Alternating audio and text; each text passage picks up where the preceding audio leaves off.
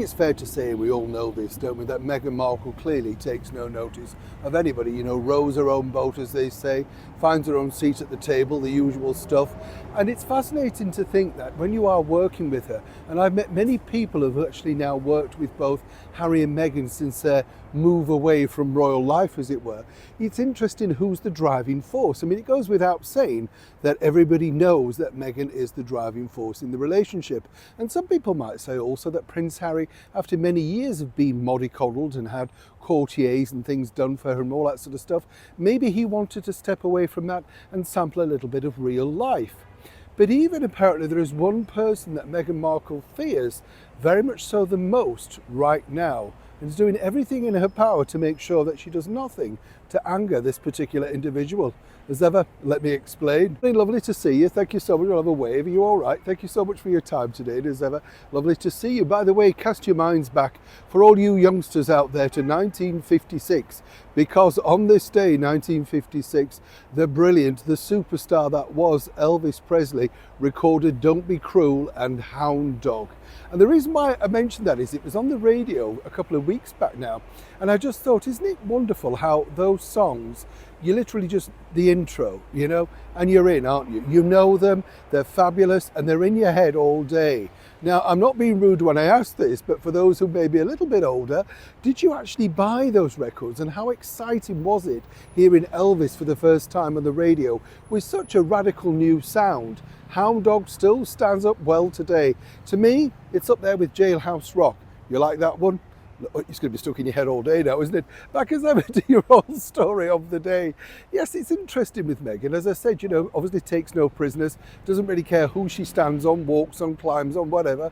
People say, you know, she's one of these difficult people. What I would say is, in her defense, is that clearly, you know, she's a woman who's got where she wanted to be. Some people might say, well, that's pushy and nasty and all that sort of stuff. But if she was a man, as she's pointed out to a colleague of mine, would that be seen as good business? Or would it just be seen as, well, that's Meghan and she's doing the right thing? Either way, it's an interesting sort of slant on it, isn't it? But as we saw recently, this particular picture, yes, this one, with, of course, His Royal Highness the Prince of Wales, Prince William, well, this set Meghan off, as you can imagine, because she desperately wanted Taylor Swift to be on her archetypes. And as I told you recently, that could have turned it all around, you know, no two ways about it. Now, here's where it gets interesting, because as she realised that she was snubbed on the world stage, apparently she was very, very angry. Very angry indeed, so much so that it took some sort of calming down. Now, here's the bigger story. You see, well, Meghan would love to tell her side of the story and perhaps refute the claims that she was begging Taylor Swift to pop up on her podcast, which was then consequently axed by Spotify. She's been warned of this. The Swifties, that's right.